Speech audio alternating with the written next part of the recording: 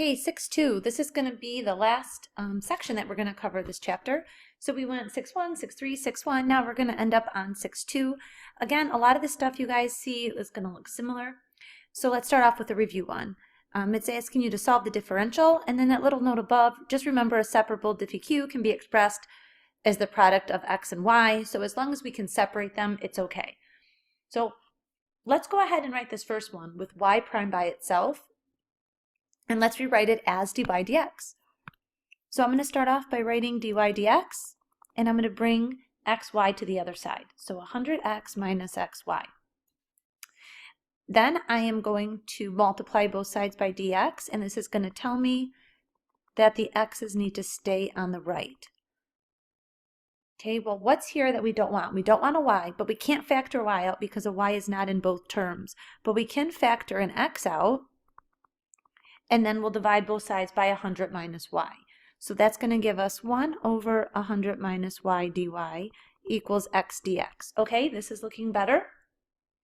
Now remember, in the denominator, if we take the derivative of the denominator and it's 1, it makes it so much easier to integrate with natural log. Right now it's negative 1. So instead of having to account for that, what if we multiply both sides by negative 1? And then we get here. So that's not that difficult, and it'll make sure we get the right answer. So now if you have to use u sub to see this next step, we could say let u be y minus 100, so du is dy. So then you get 1 over u, du is dy. Oops, let's fix that. It might even be a good idea if you guys want to try this on your own, and then we can meet up and see if you got the right answer.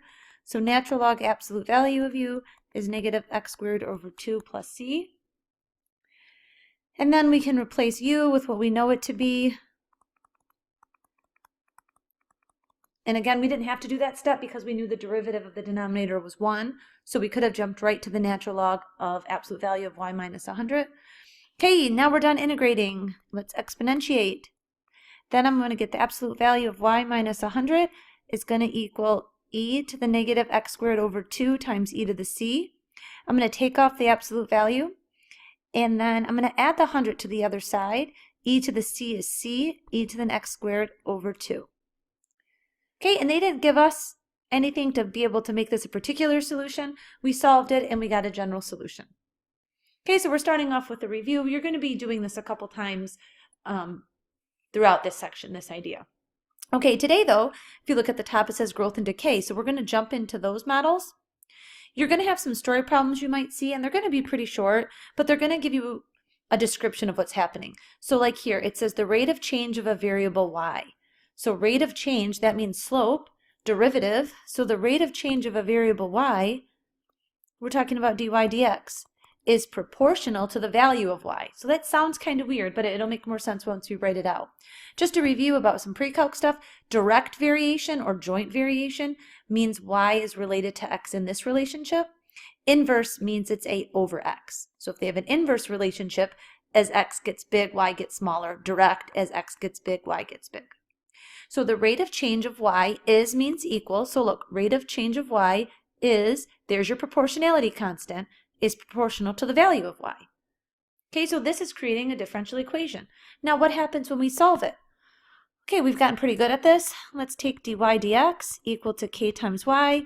You know what to do. Move the dx over. Again, I recommend trying this on your own. I bet you guys could do this by yourself. Let's bring the y over. We have y dy's on one side, x dx is on the other. Go ahead and integrate. You get natural log absolute value of y equals kx plus c. Go ahead and throw that e in. Absolute value of y is e to the kx times e to the c. Get rid of the absolute value of y. E to the c is just c, e to the kx, and there we go. So this title is growth and decay, and can you guys see this looks like a growth or decay model? So you guys have dealt with this in the past. This is how it comes about. Okay, now just some information about it. It says if y is a differentiable function such that y is positive, and look at, we have this relationship here, which we just wrote up above right here. The rate of change of y is proportional to the value of y. Then we'll end up with y equals ce to the kt, which we found out was here, and we just did that here. Okay, so just a little background about this. You guys have seen this exponential model before. Do you remember what the initial value is? So the initial value of y means what happens when t is 0. When t is 0, that means e to the 0 is 1, and you're just left with c. K is the proportionality constant. We kind of talked about that above. Okay, so a little background again, reviewing. You know what, let's fix this k. That looks a little sloppy. When is there exponential growth versus when is there exponential decay? Well, you guys know what growth looks like. The exponential growth function looks like this, and the decay function looks like this. Okay, so we're trying to figure out how can we tell based on what k is if we have growth or decay. Well, let's think about a couple. What if we had like 5 to the t? Isn't that growing? But if we had 1/2 to the t, that's decay, because in this case we'll keep taking half of the amount and we'll keep losing it, as this one will keep taking multiples of 5. So if the base is less than 1, or between 0 and 1 actually, we have decay, and if the base is greater than 1, we have growth. But we're not just talking about the base, I want to look at what k is. Okay, so how is that going to affect our answer? What we're going to find is that when k is greater than 0, we're going to have growth. Think about what that would mean. If k is greater than 0, let's say, for example, k is 2. I'm going to get e to the 2t. Isn't e to the 2 greater than 1? So whenever this number is positive, this number will produce a growth. If k is negative, let's look at that. We're going to have decay. Why is that the case? Well, if k is negative, what if k is negative 2? Watch what happens. I'm going to get e to the negative 2t, which is 1 over e to the 2, and then now this is less than 1. Okay, and because that's less than 1, we'll have decay. Okay, as always, if you need more help in that in class, you can ask. Okay, here are some examples. It says the rate of change of p, so this is so similar to what we looked at. The one we just looked at before said the rate of change of y. Now we're saying the rate of change of p. So the rate of change of p, I know I don't know what to write here for a variable because we haven't even read the problem, but it says it's proportional to p. So we have a constant of proportionality, and then we have p. Okay, going on, they say t and p. Okay, here's our ordered pair now. When t is 0, p is 5,000, and when t is 1, p is 4750. Okay, why are they giving us data points? Let's see. What is the value of p when t is 5? So they're saying this, right? What is that? Well, starting with what we have, look at, they're talking about t's and p's, and we don't have a t. So we're going to want to integrate this. Okay, now you can see how this is in this chapter. First thing, always move dt to the other side. There's a dp on the left, so we have to bring p over. We're good to go with integration. So natural log absolute value of p equals kt plus c. Okay, now we want to get p out, but before we do that, that looked like a lowercase p, and they actually gave us capital, so I want to make sure I'm writing that correctly. Okay, we're going to insert a base e on both sides. That's going to give us absolute value of p equals a e to the kt times e to the c. We're going to get rid of the absolute value and rewrite e to the c as c, and here we go. Okay, so we got something very similar to what we just got on the previous page. Now look at your variables here. The ones that should be constants are going to be your k and your c. Remember the ordered pair, if you look above here, the ordered pair was t and p. So t and p are allowed to stay. And look how we're going to do this. They gave us two ordered pairs. The two ordered pairs are 0, 5,000 and 1, 4750. It's always nice to start with 0. So let's start with 0, 5,000. I'm going to replace p with 5,000. And I'm going to replace t with 0. That's going to give me 5,000. E to the 0 is 1. There's our c. So we have capital P equals 5,000 e to the kt. Okay, we still need to find k, but lucky for us, they gave us another point. So I'm going to replace p with 4750. I'm going to replace c with 5,000 because we know that to be true. And then e to the k and 1. Divide both sides by 5,000. So now I have 4750 over 5,000 equals e to the k. I'm trying to get to k. I'm going to take the natural log of both sides, But before, I'm going to reduce this in its 19/20ths. So I'm going to have natural log of 19/20ths equals natural log of e to the k. So then I'm going to have k, because on the right side the k comes in front, and natural log of e is 1, equals natural log of 19/20ths. So now I can write my final equation. Look over to the left here. I'm going to replace c and k. Well, no, I'm sorry. This is the cleaned up one. I'm just going to replace k with what I found it to be, which is all of this. So I'm going to get p equals 5,000 e. K is natural log of 19/20ths times t. There's my equation, but they don't want just in general. They wanted when t is 5. So now I'm going to say p of 5, and I'm going to go ahead and replace t with 5. Go ahead and pick your calculator up, and I really recommend practice typing this in, especially with the fractions and all the exponents. And you should get 3868.905, and there's no units, so we're all set there. Okay, so that's the big idea today. We're also going to look at half-life. So half-life you guys also did in pre-calc last year, and probably in Algebra 2 as well. You just don't use it all the time. Okay, so radium has a half-life of 1599 years, and then they tell you there's 1.5 grams left after 1,000. So you don't have to have these half-lives memorized, and I referred you above to page 409 in your book. They have the half-lives there if you need them when you get to this part of your assignment. So it asks to find the formula for the amount that remains after t years. So let's go ahead and start with the beginning, and we know that we have y equals, okay, so we're going to start with this. This is our exponential, and we're going to write what we have. So it says it has a half-life of 1599 years. Now they don't tell us what they started with, but that's okay, because what we know is that if we start with an unknown amount, we're going to have half of it in 1,599 years. That's what the half-life means. So in order to get to our unknowns, we can always use this as a clue because we're dealing with half-lives. And remember, our unknowns, we want to find c and k.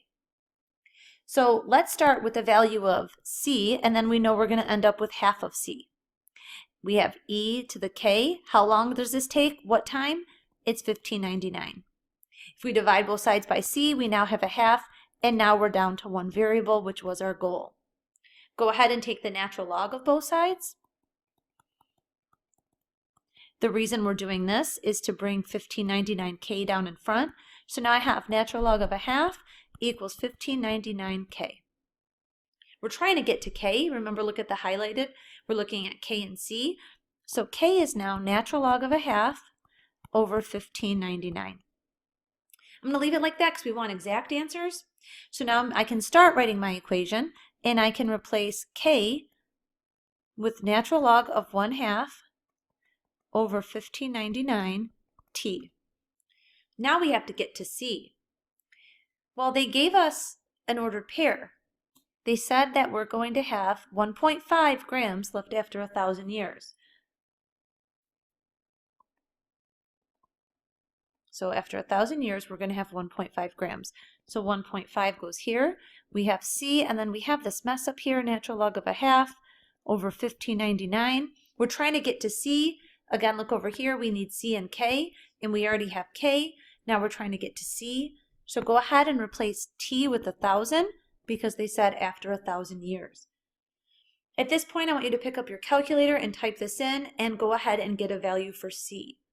I'm going to write down the rounded value of the exponent. Please note I'm not using -0.433. I'm actually using the exact string in my calculator. I'll go over this in class more. And then when you get c, you get 2.314.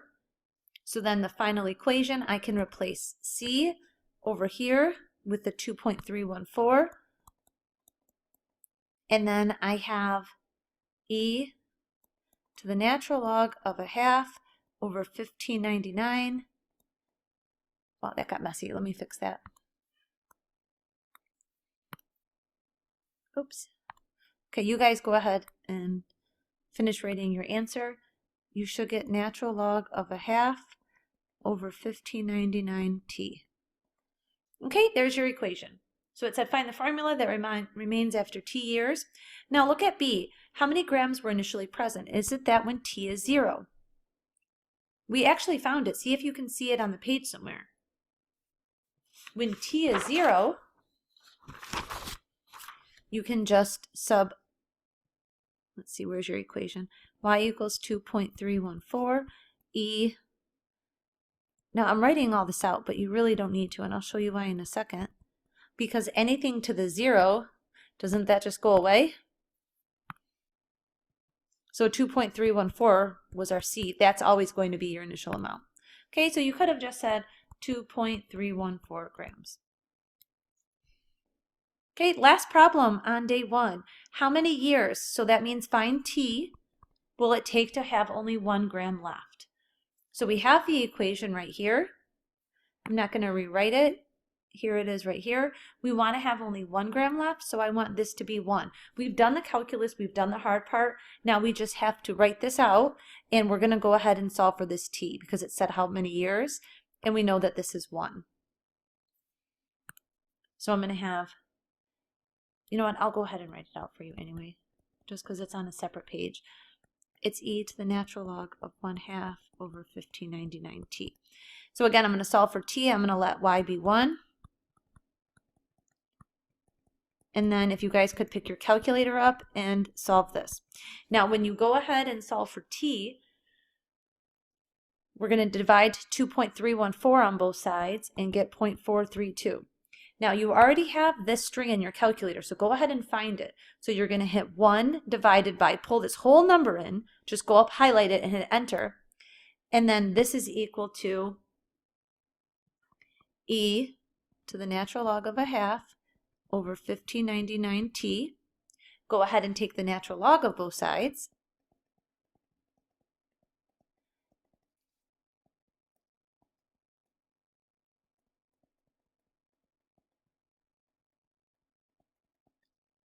Okay, again, on the right, you're going to get some kind of decimal. Or on the left, I'm sorry. And then the reason we took the natural log is to bring the fraction down. Now you're going to take all of this, type it into your calculator, and don't type natural log of 0.432. Type natural log and pull this whole string in, multiplied by this, divided by this, and I really want you practicing this. And you're going to get 1935.355, so about 1935.355 years. Now, if you don't get this exactly, remind me in class and we'll go over it together. Okay, that's it for day 1.